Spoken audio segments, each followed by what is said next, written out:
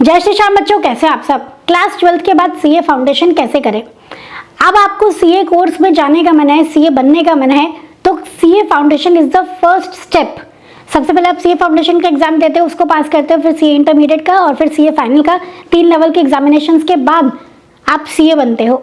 ठीक है, तो क्लास 12th के बाद जो फर्स्ट लेवल है आपका सीए फाउंडेशन, उसके बारे में हम लोग पूरी जानकारी लेंगे। आप कैसे पढ़ाई करनी है, क्या एलिजिबिलिटी क्राइटेरिया होता है सीए फाउंडेशन में रजिस्टर कराने के लिए, कैसे एग्जाम्स होते हैं, क्या सिलेबस होता है, कैसे एग्जाम का पैटर्न क्या रहता है, पासिंग क्राइटेरिया क्या रहता है, तो सब कुछ आज हम डिस्कस करेंगे इस वीडियो में।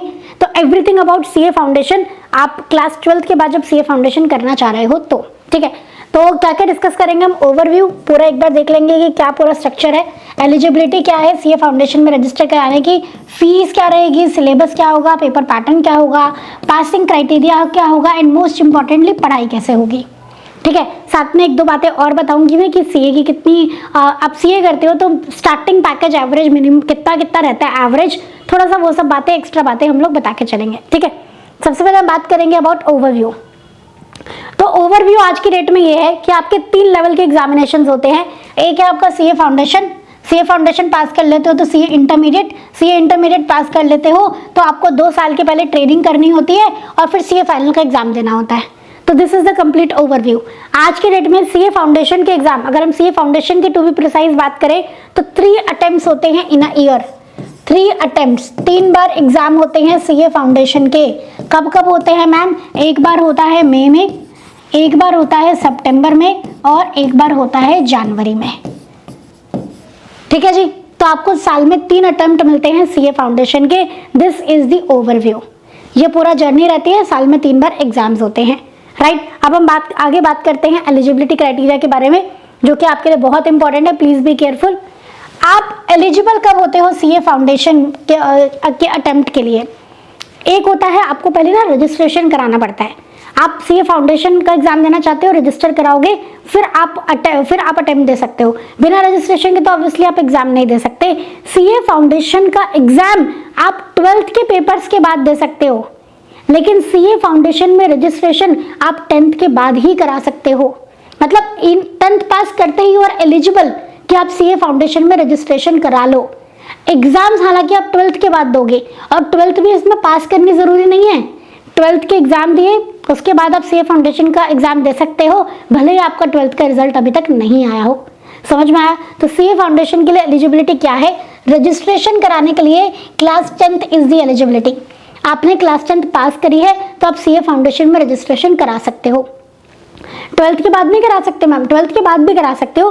क्लास 10th मिनिमम पास होनी चाहिए, उसके बाद आप कभी भी सीए फाउंडेशन में रजिस्ट्रेशन करा सकते हो। ठीक है मैम। और एग्जाम्स में अपियर होने के लिए आपको 3 बातें फॉलो करनी पड़ेंगी। ये 3 कंडीशंस मीट करनी पड़ेंगी। क्या? पहली चीज, आपने क्लास 12th के एग्जाम दे दिए हों तो candidate must have appeared in class 12th exam. Class 12th के एग्जाम से पहले आप सीए फाउंडेशन का एग्जाम नहीं दे सकते हो। समझ में आया? तो 10th के बाद रजिस्ट्रेशन तो करा सकते हो, लेकिन अटेम्प्ट मतलब पेपर्स आप क्लास 12th में अपीयर होने के बाद ही दे सकते हो। क्लास 12th के रिजल्ट की बात नहीं कर रही मैं। क्लास 12th बोर्ड दे दिया, उसके बाद जो नेक्स्ट अटेम्प्ट पड़ेगा उसमें आप एग्जाम दे सकते हो। जैसे मार्च में आपके बोर्ड्स खत्म होते हैं जनरली, तो मई अटेम्प्ट जो पड़ेगा उसमें आप एग्जाम दे सकते हो, बशर्ते एक शर्त है, एक कंडीशन है, कम से कम 4 महीना पहले आपको रजिस्ट्रेशन कराना होता है। Candidate must be registered at least 4 months before the foundation exam month. मतलब अगर आप मई अटेम्प्ट में जाना चाहते हो, आप चाहते हो कि मार्च में, जैसे अभी मार्च 26 में आपके बोर्ड्स खत्म हुए हैं, मार्च 2026 में आपके बोर्ड्स खत्म हुए हैं, आप चाहते हो मुझे समय व्यर्थ नहीं कर रहा है, टाइम वेस्ट नहीं करना है, मैं मई 26 में सीए फाउंडेशन का अटेम्प्ट देना चाहता हूं, तो कम से कम मई छोड़ के 4 महीना पहले, मतलब 1 जनवरी तक रजिस्ट्रेशन आपका हो जाना चाहिए था। समझ में आ रहा है? तभी आप मई अटेम्प्ट दे पाओगे। आज जो अगर आप अब सोच रहे हो कि मेरे को सीए फाउंडेशन करना है, आपने रजिस्ट्रेशन नहीं कराया है, आप मई अटेम्प्ट नहीं दे सकते हो, आपको सितंबर अटेम्प्ट पे जाना पड़ेगा। तो अगर आप सितंबर अटेम्प्ट टारगेट कर रहे हो तो बाय 1 मई रजिस्ट्रेशन करा लो। अगर आपका 1 तारीख तक, 1 मई तक रजिस्ट्रेशन नहीं कराया तो आपके हाथ से सितंबर अटेम्प्ट भी चला जाएगा। फिर आपको जनवरी में जाना पड़ेगा, जिसके रजिस्ट्रेशन की लास्ट डेट है 1 सितंबर। ये नोट कर लो। मे अटेम्प्ट में अपियर होने के लिए 1 जनवरी तक रजिस्ट्रेशन कराना होता है, सितंबर अटेम्प्ट में अपियर होने के लिए 1 मई तक रजिस्ट्रेशन कराना होता है, और जनवरी अटेम्प्ट में अपियर होने के लिए 1 सितंबर तक रजिस्ट्रेशन कराना होता है। तो अगर आपने अभी मई वाला अटेम्प्ट स्किप कर दिया है, मिस कर दिया है, सितंबर वाला मौका है, बाय 1 मई रजिस्ट्रेशन करा लेना। ठीक है, आ जाओ। तो आप फाउंडेशन एग्जाम में अपियर हो सकते हो अगर आपने रजिस्ट्रेशन करा लिया है, तो कम से कम 4 महीने हो जाने चाहिए रजिस्ट्रेशन कराए हुए। 10+2 के आपने एग्जाम दे दिया है। तो थर्ड, आपको ना एक एग्जाम फॉर्म फिल करना होता है। एग्जाम से 2 महीना पहले एग्जाम फॉर्म निकलता है। जैसे आपके सितंबर में एग्जाम है, तो जुलाई और अगस्त के बीच में आपका एग्जाम फॉर्म निकलेगा, आपको वो फिल करना होता है और एग्जाम फीस पे करनी होती है, जो कि अराउंड आपके 1500 रुपये होती है, 1500। ठीक है, तो आप सीए फाउंडेशन सितंबर 26 कब दे सकते हो? आपने रजिस्ट्रेशन करा लिया हो कम से कम 4 महीना पहले, बाय 1 मई। आपने जो 10+2 है उसके एग्जाम्स दे दिए हो, और तीसरी चीज, तीनों कंडीशन फुलफिल होनी चाहिए। आपने एग्जाम फॉर्म फिल किया हो, रजिस्ट्रेशन करा लिया पर एग्जाम फॉर्म नहीं फिल किया, तो आप सितंबर अटेम्प्ट नहीं दे पाओगे। ठीक है, सिमिलरली जो बच्चा जनवरी टारगेट कर रहा है, मान लो वो सोच रहा है सितंबर में नहीं, मैं जनवरी में एग्जाम दूंगा, तो जनवरी के लिए बाय 1 सितंबर आप रजिस्ट्रेशन करा लेना, तभी जाके आप जनवरी अटेम्प्ट दे पाओगे। समझ में आ रहा है? और आपको एग्जाम फॉर्म फिल करना होता है, वो बिल्कुल भी आप मिस नहीं करेंगे।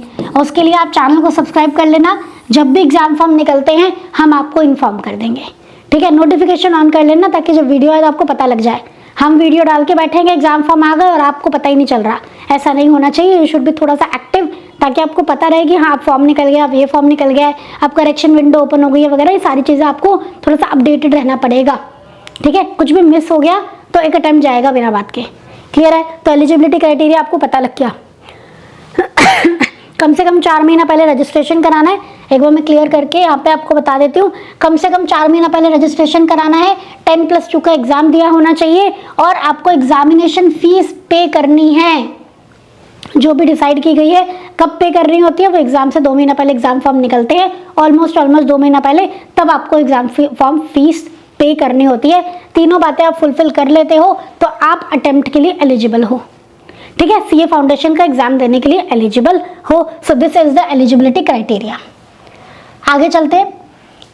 नेक्स्ट है फीस कितनी लगती है मैम? तो सीए फाउंडेशन के लिए रजिस्ट्रेशन फीस है 9200 और एग्जामिनेशन फीस है आपकी 1500 रुपये।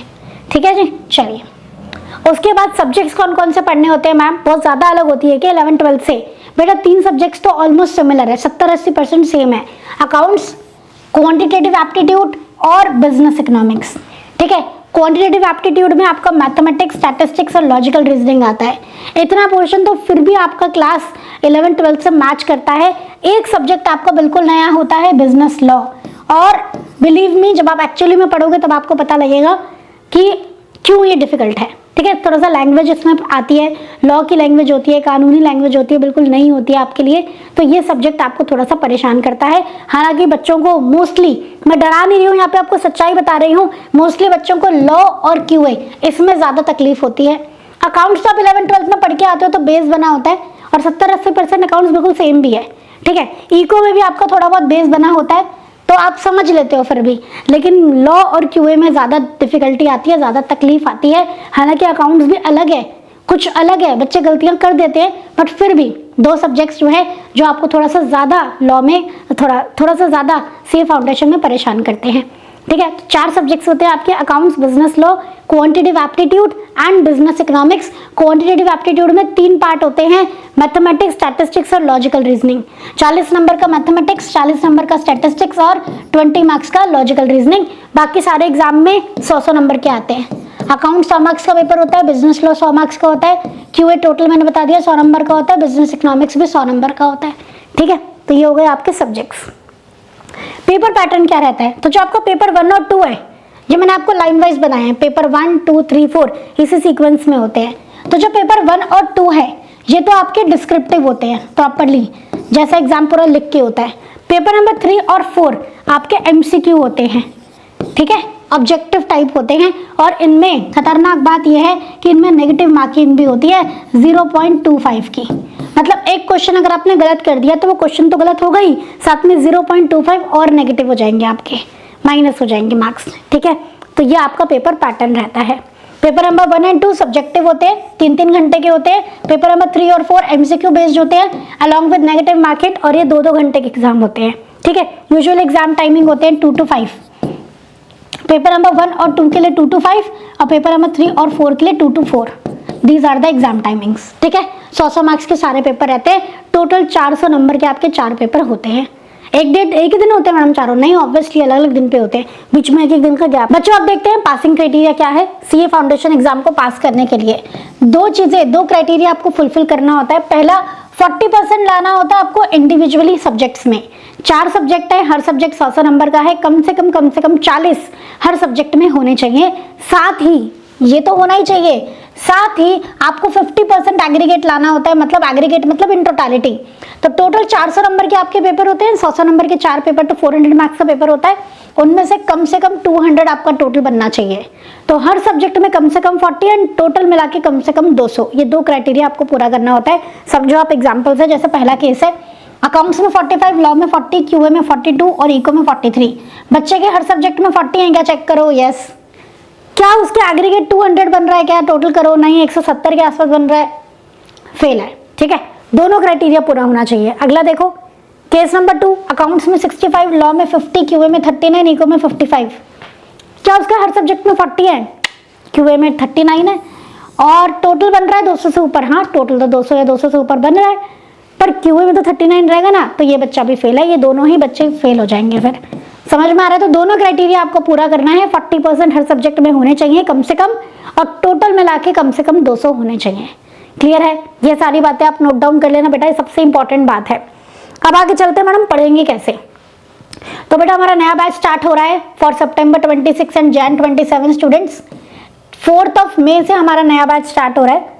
और ये बैच में आपको क्या क्या मिलेगा, पहले तो ये समझो। इस बैच में आपको लाइव क्लासेस मिलेंगे, प्रॉपरली लाइव क्लासेस। ठीक है, आपको लाइव क्लास का रिकॉर्डिंग का एक्सेस भी मिलेगा वैसे तो, बट रिकॉर्डिंग सेकंड प्रायोरिटी होनी चाहिए आपके लिए। आप लाइव क्लास अटेंड करोगे, साथ में सारी चीजें एज पर ICAI पैटर्न होंगी। मटेरियल यूज होगा एज पर ICAI पैटर्न, आपके क्वेश्चंस कराए जाएंगे एज पर ICAI पैटर्न। ठीक है, तो बिल्कुल लेटेस्ट अपडेटेड चीजें आपको कराई जाएंगी। लाइव क्लासेस रहेंगी, लाइव डाउट क्लास रहेंगी डेली बेसिस पे। ठीक है, उसके अलावा आपको काउंसलिंग सेशन मिलेंगे जहां पे आप अपनी प्रॉब्लम्स पूछ सकते हो टीचर से। आपको टास्क मीटर, टेस्ट मीटर मिलेगा। टास्क मीटर से अपनी प्रोग्रेस चेक कर सकते हो, टेस्ट मीटर से अपने टेस्ट की प्रोग्रेस चेक कर सकते हो कि आपको टेस्ट में कितने कितने मार्क्स आए थे, क्या क्या प्रॉब्लम थी, क्या क्या आपने गलतियां की थी। ये सारी चीजें मिलने वाली हैं। तो ये एक तो आप नोट डाउन कर लो। अब हम बताते हैं बैच के बारे में। 4 मई से बैच स्टार्ट हो रहा है, अकाउंट्स का पहले स्टार्ट होगा। उसके बाद इको है 11 मई से स्टार्ट होगा। लॉ का कंटेंट आपका 25 मई से स्टार्ट होगा एंड मैथ्स आपका 1 जून से स्टार्ट होगा। तो बेसिकली 4 मई से हमारा बैच स्टार्ट हो रहा है। ग्रेजुअली पहले आप थोड़ा सा अकाउंट्स में कंफर्टेबल हो जाओगे, फिर इको इंट्रोड्यूस किया जाएगा। तो धीरे धीरे इस तरीके से आपके साथ सब्जेक्ट्स हम ऐड करते चले जाएंगे और ऐसे हमारा ये पूरा बैच रहने वाला है। क्लियर है? समझ में आ गया? बाकी कोई भी दिक्कत आती है आप डिस्क्रिप्शन में देखोगे, एक लिंक आपको गिवन है, वहां पे अपनी डिटेल फिल कर देना, हमारी सपोर्ट टीम आपको कांटेक्ट कर लेगी। इन सभी चीजों के साथ साथ एक बहुत बढ़िया चीज आपको मिलेगी। क्या? वो है हमारी world famous PP book, perfect practice book. Perfect practice book में आपको क्या मिलेगा? आपको मिलेंगे question bank. It is a question bank, लेकिन बड़ा ही ऑर्गेनाइज्ड क्वेश्चन बैंक है। ICAI क्या करता है? ICAI आपके लिए कुछ प्रैक्टिस मटेरियल इंस्टीट्यूट इशू करता है बेसिकली। जैसे RTPs, रिवीजन टेस्ट पेपर होते हैं, MTP मॉक टेस्ट पेपर होते हैं, हर अटेम्प्ट के इशू होते हैं और हर अटेम्प्ट का क्वेश्चन पेपर तो होता ही होता है ना। तो ये 3 हमारे बेस सबसे इंपॉर्टेंट प्रैक्टिस मटेरियल होता है। हम लोगों ने क्या किया है, इन सभी को इकट्ठा किया है और कंपाइल कर दिया है इन अ क्वेश्चन बैंक। और ऐसा नहीं है बस क्वेश्चन उठा के कंपाइल कर दिया, नहीं, एक ही क्वेश्चन जितनी भी बार आया है ना आपको उस क्वेश्चन बैंक में मेंशन्ड है। एक क्वेश्चन अपनी थोड़ी थोड़ी शक्ल बदल के बार बार आया है तो आपको क्वेश्चन में मेंशन्ड है। समझ रहे हो? तो एक कंप्लीट क्वेश्चन बैंक है जहां से आपके RTP, MTP, PYQ, previous year papers सब कुछ एक साथ आपको मिल जाएंगे PP बुक में, परफेक्ट प्रैक्टिस बुक में। ठीक है। जैसे आप ये देखो हमारी लॉ की परफेक्ट प्रैक्टिस बुक है, इसमें आप देखो एक क्वेश्चन गिवन है और ये क्वेश्चन एग्जाम में कितनी बार आया है ये आपको एक साथ गिवन है। नवंबर 18 में आया, जून 23 के एमटीपी में आया है, थोड़ा मॉडिफाइड फॉर्म में एम लिखा है, दिसंबर 23 में आया, एमटीपी 2024 सीरीज 2 में आया। तो ये सारी बातें आपको बताई जाएंगी, ये सब कुछ आपको हमारी परफेक्ट प्रैक्टिस बुक में मिल जाएगा। इसी तरीके से सारे क्वेश्चंस है जितने भी आज तक आरटीपी, एमटीपी, पीवाईक्यूज में आए हैं, प्रीवियस ईयर पेपर्स में आए हैं, अलॉन्ग विद मार्किंग की कब कब आया है, और ये प्रॉपर्ली अरेंज्ड है। ठीक है, तो इस तरीके से आपकी ना प्रैक्टिस बहुत ज्यादा हो जाएगी, बहुत अच्छे से हो जाएगी। आपको सारे क्वेश्चन एक ही जगह से मिल जाएंगे। हम कहते हैं आरटीपी करो, पिछले 5 साल के एमटीपी करो, आप सारे आरटीपी एमटीपी ढूंढते फिरोगे, डाउनलोड करते फिरोगे, आपको पता ही नहीं चलेगा कि कौन सा क्वेश्चन सिमिलर है, कौन सा क्वेश्चन अलग है, एक क्वेश्चन कितनी बार किस तरीके से आया हुआ है नहीं पता लगेगा ना, लेकिन यहाँ से आपको सब कुछ पता लग जाएगा। ठीक है, तो ये एक रामबाण चीज आपको मिलने वाली है कोर्स में। आई होप ये सारी बातें समझ में आ गई हैं। ये शेड्यूल का आप स्क्रीनशॉट ले लेंगे। बाकी आपको कोई भी इशू आता है मैंने बता दिया, आप डिस्क्रिप्शन में जाओगे तो लिंक मिलेगा, वहां पे आप अपनी प्रॉब्लम फिल कर देना।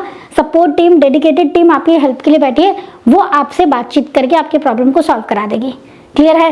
बाकी एक चीज और मैं बताना चाहती हूँ, कुछ छोटी छोटी बातें हैं जो आप लोगों को नहीं पता होती हैं, आप लोगों को लगता है जानना जरूरी नहीं है, बट मुझे ऐसा लगता है कि आपको जाननी चाहिए। एक तो ना अब इंस्टीट्यूट मेरिट लिस्ट निकालने लग गया है, सीए फाउंडेशन की भी मेरिट लिस्ट, मीन्स आपकी भाषा और मेरी भाषा में रैंक्स, इंस्टीट्यूट आईसीआई अब निकालने लग गया फॉर सीए फाउंडेशन ऑल्सो। साथ के साथ अगर आपके 70% से ज्यादा आते हैं तो बहुत अच्छी बात है, इजी नहीं होता 70% लाना सीए में। आपके मार्कशीट पे लिखा आता है पास विद डिस्टिंक्शन, राइट।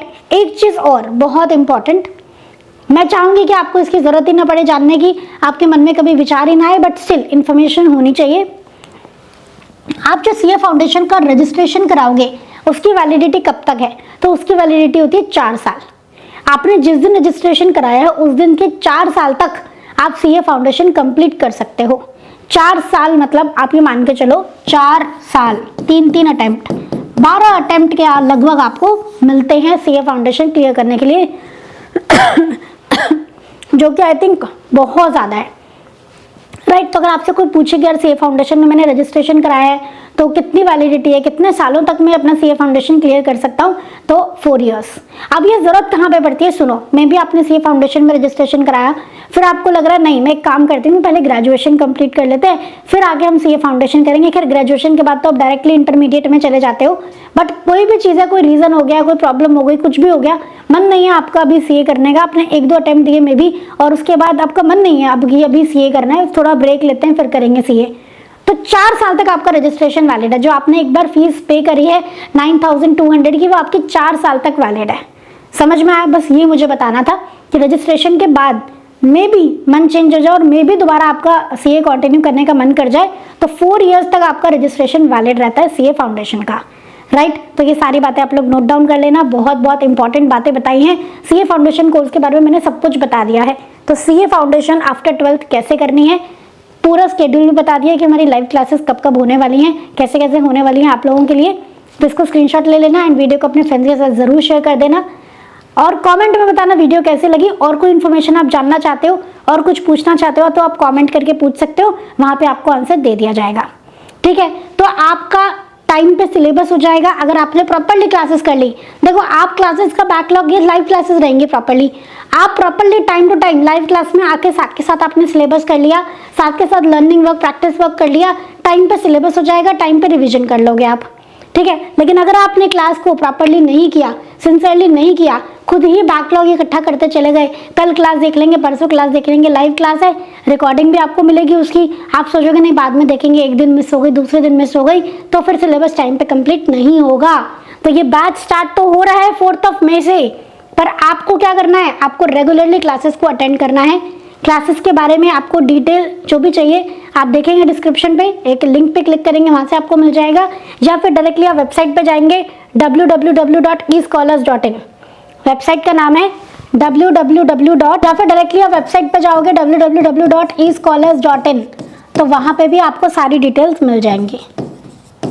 ठीक है, .in, तो वहां पे भी आपको सारी डिटेल्स मिल जाएंगी। तो आप सपोर्ट टीम से डायरेक्टली कांटेक्ट कर सकते हो ऑन 8888880402, या फिर आप डायरेक्टली वेबसाइट पर विजिट कर सकते हैं ऑन www.escholars.in बैच के बारे में जानकारी। तो हमारी परफेक्ट प्रैक्टिस बुक में आपको क्या मिलता है, इसमें ना आपको ना जो भी आज तक एग्जाम हुए ना इंस्टीट्यूट के, पास्ट एग्जाम, आरटीपी, एमटीपी, ठीक है, प्रीवियस ईयर पेपर्स हो गए, आरटीपीज हो गए, एमटीपीज हो गए, सबका कंपाइलर है, ठीक है। जैसे एक क्वेश्चन कितनी बार आया है, एक क्वेश्चन मल्टीपल टाइम्स पूछा गया है, तो वो एक ही बार आपको उसमें गिवन है, साथ में आपको ये भी गिवन होगा कि कब कब ये एग्जाम में पूछा गया। तो मिलते हैं नेक्स्ट वीडियो में। थैंक यू सो मच बच्चों, जय श्री श्याम।